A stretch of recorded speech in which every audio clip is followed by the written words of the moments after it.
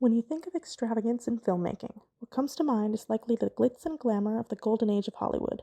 In contemporary cinema, though, extravagance in all its forms can be summed up in two words: Baz Luhrmann. For the uninitiated, Luhrmann is an Australian writer-director known for films such as The Great Gatsby, Elvis, and the Red Curtain trilogy of romantic films with a theater motif: Strictly Ballroom, Romeo plus Juliet, and Moulin Rouge. Luhrmann's style is one of the most distinct of any director working today, emphasizing flamboyant production design, intense character acting, and fast-paced editing. In this video, I want to focus on the editing of Moulin Rouge and why both his style and the moments he subverts it, particularly the rapid rhythm of his editing, contributes to the overall themes and plot of one of my favorite films. First, let's tackle the opening. Now, after everything I've said about Baz Luhrmann, it would be a reasonable assumption that this film would start with a bang, and it sort of does, bringing us quickly through the impoverished streets of Paris in black and white before pushing through a window and settling on a dark, messy apartment with a drunken man we later learn is Christian, our main character. Then, while cuts are still happening, they slow down significantly. We are trapped in this abysmal space with the character, and the narrative grinds to a halt, which Luhrmann emphasizes using slow motion. Even though there is no intense action happening to justify the use of slow motion, it serves to amplify the contrast between Luhrmann's typical fast-paced editing style while still technically cutting several times between Christian and his typewriter. He's also typing the words from the song that is playing, which draws your attention to it.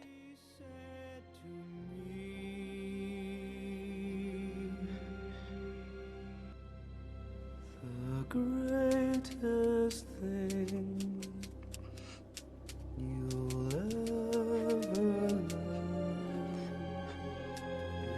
is just to love and be loved in return. All this is to say, when you're expecting a crazy Baz Luhrmann movie, slowing things down in the edit right from the jump is intentionally subversive.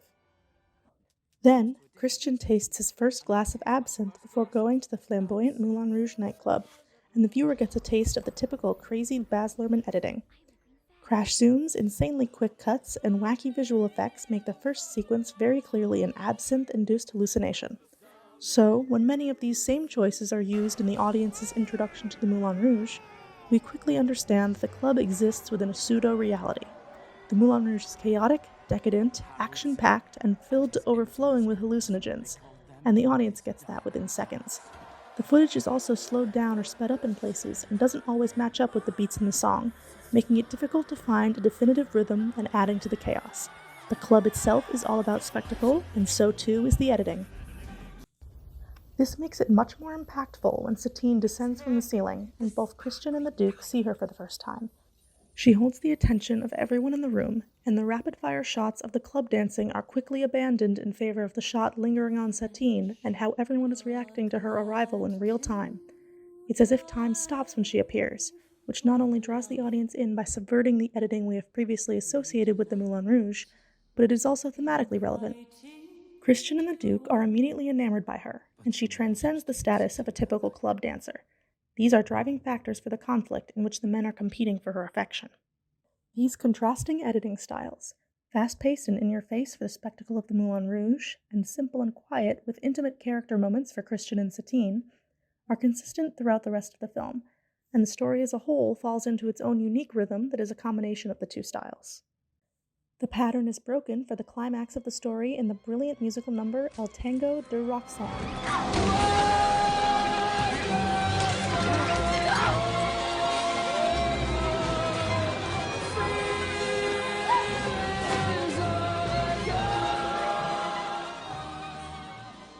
Christian and Satine's relationship and conflict with the Duke take on the chaotic rhythm of editing from the extravagant Moulin Rouge scenes, showing that they cannot escape the nightclub or the pain it is causing them to remain there under the Duke's control.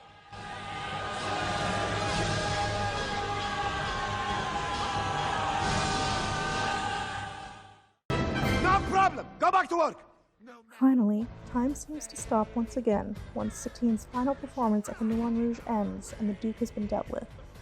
After a wildly ambitious musical finale and a presumably happy ending for the couple, the curtain falls, the music and cheering crowd fades, and Satine is suddenly dying in Christian's arms. This is perhaps the simplest editing in the entire film, just cutting back and forth between a medium close-up shot on each of them as they share Satine's final moments together.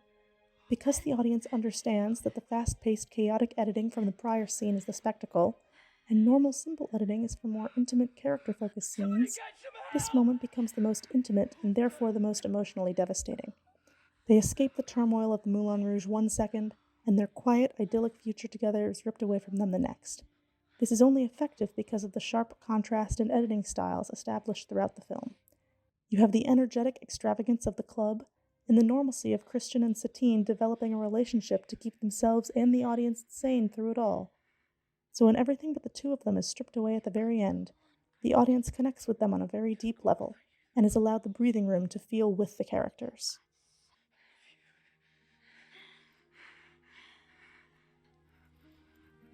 You've got to go on, Christian. Can't go on without you. You've got so much to give.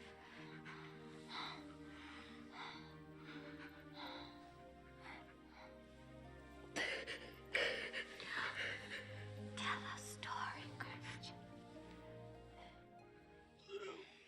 Now that they have had their romantic happy ending at the Moulin Rouge, they must face the ugly reality that things don't always work out in the end. This has been my analysis of editing in Moulin Rouge. I hope you learned something and enjoyed the video.